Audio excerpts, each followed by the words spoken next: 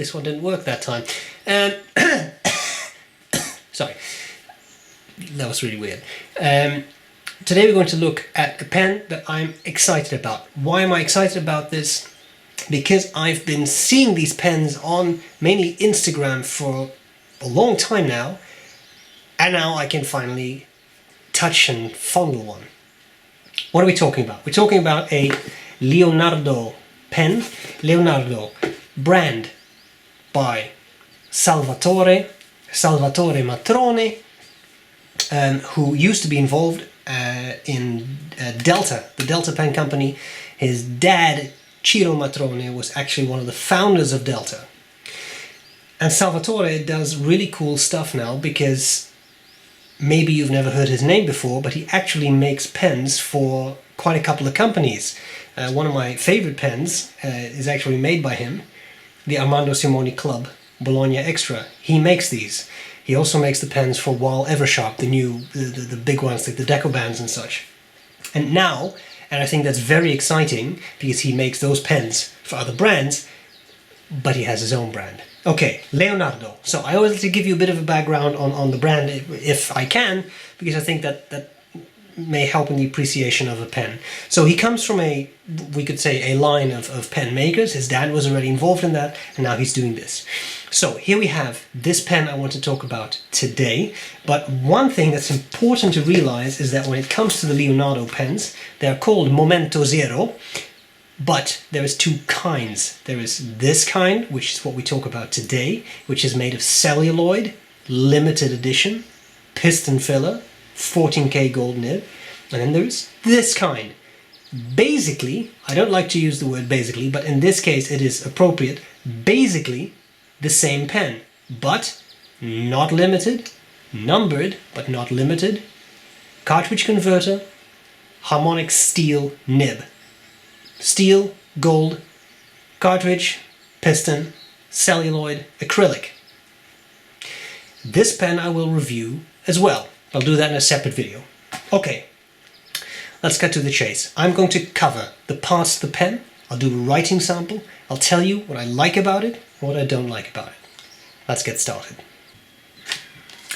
Okay, so here we go with this Leonardo MomentoZero. This is the Blue Abyss celluloid, and I think it is a very attractive material. So let's have a good look at this. First of all, the box. So as I said, the celluloid is limited to 100 pens. I actually don't know if I said that. I know I said it was limited, 100 pens. Okay, there are a couple of finishes, different celluloids, but this is the Blue Abyss, which is rather a sought after and slightly exclusive Italian celluloid. The pens are handmade, and I'll come back to the pen as we get there. But first, let's look at the box. I like this box. Simple, nice cardboard. The lid comes off completely. It's actually only hinged here by a sticker, so you can open this up completely. One thing I will say is I really like that Leonardo logo. Very simple, but I really that really appeals to me. Okay, what's in the box? Well, obviously the pen. There is this little information booklet, which is rather nicely done. Good pictures of the pen and such. This is another very pretty celluloid, that deep blue. I really like that. There's the rosewood, ebonite, and then there is the these are the acrylic versions, also quite pretty. So I look forward to seeing these. I like it. Okay, then there is this, which is rather cool. The pens are made by hand in Italy, not like mass-produced by a machine. So they are hand-turned from solid rods of celluloid. The cool thing about that is that that's more handwork, but the nice thing is you get this, which is just a little bag of celluloid shavings. So this is what the rod looks like, and this is actually from your pen. So that's kind of neat. I think it's just nice to show that it's handwork. And then you get this is a slightly Omas style box. I don't know if this comes out, can't get it out right now, so I'm just going to leave it. The final thing you get is this nice little leather pouch, which I believe to be actual leather, judging by the smell of it. Pen fits in there, nice blue, works. well. Okay, the parts of the pen. First, the material, rather nice, has some nice marbling in there, chatoyance, and I really like this because it goes from a very, very deep indigo to this nice, slightly swirly material, which catches the light very, very nicely. So I really do like that. Just so you get an idea for the size of the pen, it's not a massive oversize. I would say this is a pretty comfortable pen size for many people. As you can see, close in size to a Safari. Okay, top of the pen, finial, has nothing, same material as the cap. Then we have the clip. Clip is a very nice, simple design with the wheel, and I will say that works exceptionally well because it's just the right level of tightness. I happen to have this is a Nocco thing, but I keep my pens I'm reviewing in here. Look at this. Slips in there very easily. You have to kind of lift that up a little bit, but once you do, just lift the clip a little bit because it's a bit tight, but once you do that, it slides really easily. So I really like that. Okay, on the cap, beyond that, nothing. We have two bands there, gold bands, and then a third one there on the barrel, below the cap lip, and the fourth one there. Barrel, simple, tapers down. Then you have a blind engraving there that says Leonardo Officina Italiana, and this is number 80 of 100. Blind engraving. I always like a blind engraving because you don't see it so much if you don't want to see it. If it would be filled with white stuff, and some companies do, it's very obvious. Piston turning knob, a nice pointy end just like the cap, which I think makes for a nice balance in the pen. The cap unscrews. The section is an interesting shape, tapers down and then sort of flat cylinder, but it's very comfortable to hold. And as you can see, it's a nice size, I would say. If you want to, you can post it, and then the pen is definitely a slightly bigger size. Gets a little top heavy, but not terribly so. The nib is a B.R.E nib. It is 14 karat solid gold. This happens to be a fine. It's fine, medium, broad, and I know that at least Casa della Stilografica in Florence I saw also does extra fine and stub nibs by request. So you can get those. Has then a company logo in it. On it says Leonardo Officina Italiana. It's very nice. Plus it has an ebonite feed. Ebonite is much sought after for feed. It has very good conductive properties, so that the ink flows very well. I also kind of like the shape of this feed, I must say. That I like the flatness. As I said, comfortable pen. One thing it doesn't have is an ink window. So for a piston filler, you don't really have an idea of how much ink you have left, but it isn't a piston filler. There you go. Looks nice. I think we need to see how it writes. So, try to zoom in a little bit for that. Uncapping the pen, and here we go with the Leonardo MomentoZero in the Blue Abyss. Celluloid. The nib is fine and the ink is... I could probably have picked something with a shorter name, but it's Ackerman number 8. I really should have picked something with a shorter name. Sorry, Deep Duinwater Blauw. Deep Dune Water Blue. Writing is nice. There is some feedback. It's a B.R.E nib, did I say that? It is a B.R.E nib. I just said it. Little bit of feedback as you write, no scratchiness.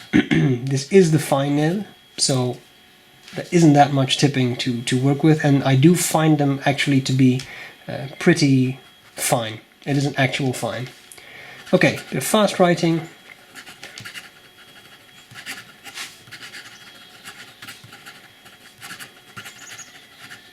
I think the skips there were actually caused by me. I don't think the nib has really skipped that much. I have found that on especially smoother paper like this Rhodia, it is a little prone to hard starts. On copier paper and such, less so.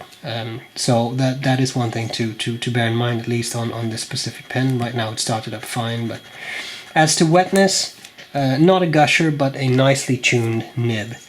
I have seen these nibs be described as semi-flex. I'm a little hesitant to attach that epithet to this nib. It is a 14 karat gold nib. For sure you can exert some pressure, and for sure you can squeeze out some line variation.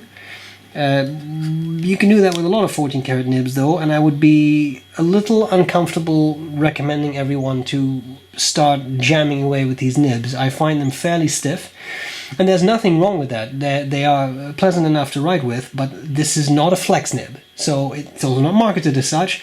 But semi-flex, I don't know. That may be pushing it a little bit as far as I'm concerned. So if you do this, be my guest, be a little careful though. Finally, there is the reverse writing, which is possible, which is actually not unpleasant. Almost seems to make the nib a bit wider, but I think that's just because it's sharp and it's catching some paper fiber. There we go. Okay, so there you have it. Let's see what I like about it and what I don't like about it.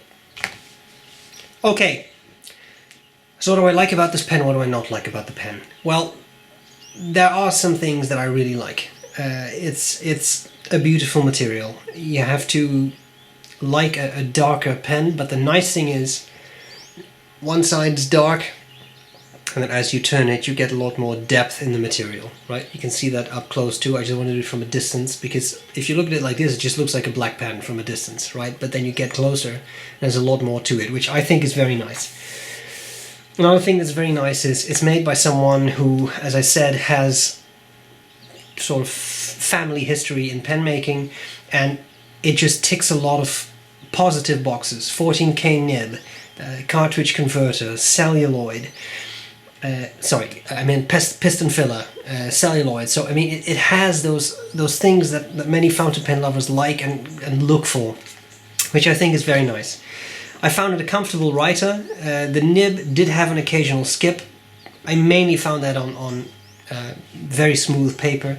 Maybe the ink is a bit on the dry side, so I would definitely, I wouldn't give up on the pen just because of that. It's not terrible. I've seen pens that performed a lot worse than this, so I'm not saying it's a bad writer. It's actually quite comfortable.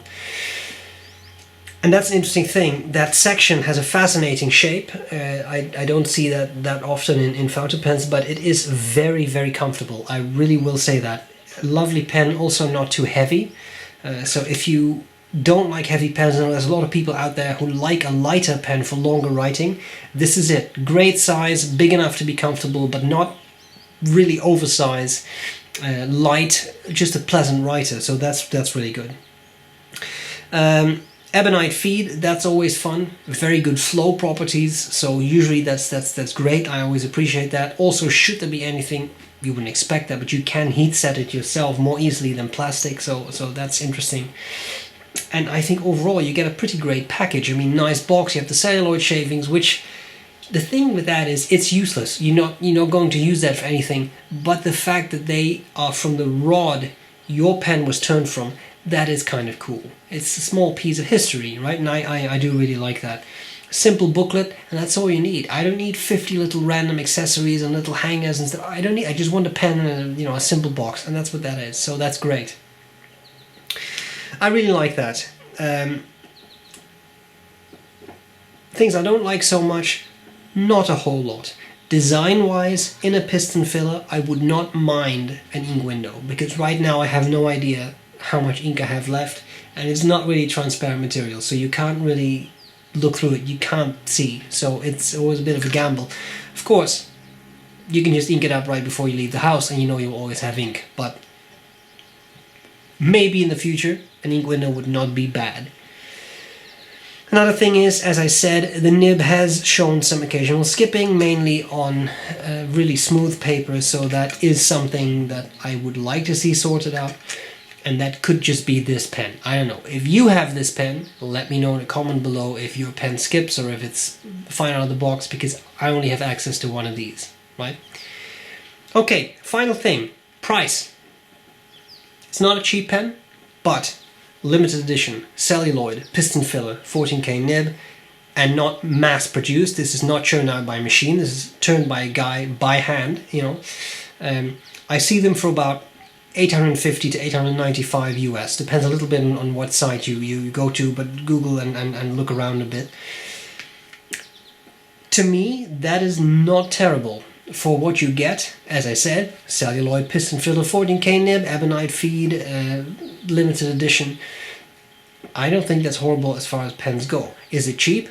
Absolutely not. Is it a lot of money? Definitely. But considering that some of these pens easily go for 4 figures, which are also celluloid, limited edition, gold, etc., I don't think it's terrible. And I'm not saying that it's cheap. I'm just saying that if you look at the pen market, I don't think this is terrible for what you get. Especially because it's also a very attractive pen, I think, and a very nice material. And if you don't like this material, check out the other ones. There's the not the Positano, the Mediterraneo, which is a beautiful turquoise.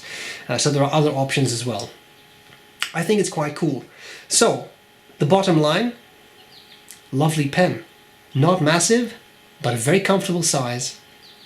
A lot of nice features. Piston filler, 14K nib. What's there not to like? I think in general this is a very, very cool pen. So there you have it, Salvatore. Thank you for lending me this pen. I really appreciate it. I hope this is useful. And of course, I'll gladly see you later. Bye bye. Bye.